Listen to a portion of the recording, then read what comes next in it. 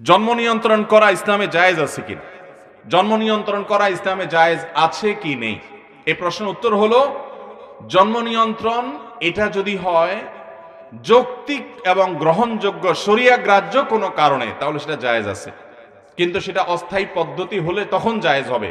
স্থায়ীভাবে জন্ম বিরতিকরণ বা জন্ম নিয়ন্ত্রণ করা এটা কোনো অবস্থাতে ইসলামে জায়েজ নাই। আমি ব্যক্তিগতভাবে এরকম মানুষকে চিনি যে মাত্র 2টা সন্তান ছিল, এরপরে লাইগেশন করে ফেলেছেন, স্থায়ীভাবে জন্ম নিয়ন্ত্রণ করে ফেলেছেন, আর সন্তান হবে না, রাস্তা একেবারে বন্ধ করে ফেলেছেন। এখন আল্লাহর কি ফয়সালা, ওই 2 সন্তানের মধ্যে দেখা গেল যে এক সন্তান মারা গেছে রোড অ্যাক্সিডেন্টে, আরেক সন্তান বেঁচে ছিল, মেয়ে, তাকে বিয়ে দেওয়া হয়েছে, কিন্তু সংসারে অশান্তির একটা পর্যায়ে গিয়ে সেও সুসাইড করে মারা গেছে। এই ভদ্রলোক ভদ্র মহিলা নিঃসন্তান, এখন অগাধ টাকা পয়সা, কোটি কোটি টাকার মালিক, কিন্তু সন্তান আর নাই। ইসলাম কেন কোনো কিছুকে নিষেধ করে সেটা বুঝতে আমাদের হয়তো 200, 500, 1000 বছরও লাগতে পারে, কিন্তু ইসলাম এমন কিছু বলে নাই যেটার মধ্যে আমাদের কল্যাণ নাই। এমন কোন নির্দেশ ইসলাম দেয় নাই যে নির্দেশ পালন করলে আমাদের ক্ষতি হবে। আমাদের কল্যাণেই সকল আদেশ এবং নিষেধ দেওয়া হয়েছে। অতএব স্থায়ীভাবে জন্ম নিয়ন্ত্রণ করা ইসলামে কখনো জায়েজ, হ্যাঁ অস্থায়ী জন্ম নিয়ন্ত্রণ করা জায়েজ হতে পারে। সেটা কখন? সেটা যদি এই জন্য হয়, ধরুন আপনার স্ত্রী শারীরিকভাবে আনফিট, তিনি খুব দুর্বল, তার দেখা গেল যে হিমোগ্লোবিনের লেভেল 7-8-এ এসে পড়ে আছে বা আরো নিচে, বা ডক্টররা চেক আপ করে বলেছেন যে এই মুহূর্তে তার সন্তান নেওয়ার মতো অবস্থা শরীরে নাই, তাহলে শরীরে স্বাভাবিক অবস্থা আসা পর্যন্ত আপনি জন্ম নিয়ন্ত্রণ করলেন, অথবা অসুস্থতার কারণে আপনি জন্ম বিরতি করলেন, এটা জায়েজ আছে। অস্থায়ী বিরতি, সেটা 2 মাস, 4 মাস, 6 মাস, 1 বছর, 2 বছর, 5 বছর, যতটুকু প্রয়োজন হয় ততটুকু সময়ের জন্য আপনি বিরতি নিতে পারেন, এটা জায়েজ আছে। কিন্তু আপনি যদি জন্ম বিরতি বা জন্ম নিয়ন্ত্রণ করেন এই উদ্দেশ্যে যে সন্তান হলে কি খাওয়াবো, এরকম অনেকে নিয়ত করে কি করে না, অনেকের মন মানসিকতা এরকম আছে না নাই, যে সন্তান হলে আমি কি খাওয়াবো। অনেকে বলে এখন বেতন কম, একটা ছেলে আছে, আরেকটা হলে আমার টাকার টানাটানি হবে।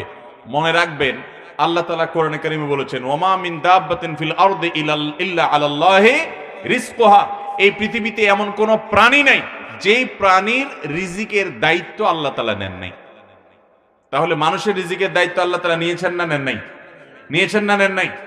ভাইরা আমার, আল্লাহ রাব্বুল আলামিন রিজিকের মালিক, বিধায় রিজিক কি খাবে এই চিন্তা করার মতো বোকামি আরেকটা হতে পারে। এই যে এখন বিভিন্ন টেকনোলজি বের হয়েছে, হাইব্রিড ধান হয়, হাইব্রিড বিভিন্ন ফসল হয়, কিয়ামতের আগে মানুষের সংখ্যা যত বাড়বে তাদের রিজিকের জন্য আল্লাহ রাব্বুল আলামিন নানান পদ্ধতি মানুষের মাথায় দিবেন। অর্থাৎ মানুষের রিজিকের জিম্মাদারি আল্লাহ তাআলা নিয়েছেন।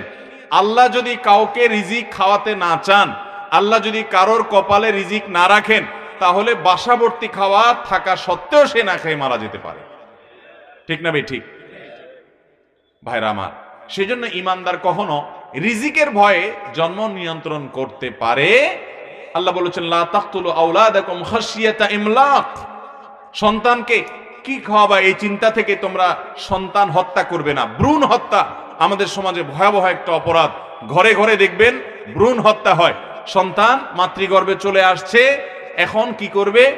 ঔষধ দিয়ে, মেডিসিন দিয়ে সেটাকে ক্লিয়ার করা হচ্ছে, পরিষ্কার করা হচ্ছে, হত্যা করা হচ্ছে, এমনকি হার্টবিট চলে এসেছে। তারপর দেখা যাচ্ছে যে বিভিন্ন রকমের প্রক্রিয়ায় আপনার সেটাকে, গর্ভকে আপনার ক্লিন করা হচ্ছে, সন্তানকে হত্যা করা হচ্ছে। এগুলো ইসলামে কোনো অবস্থাতে জায়েজ নাই।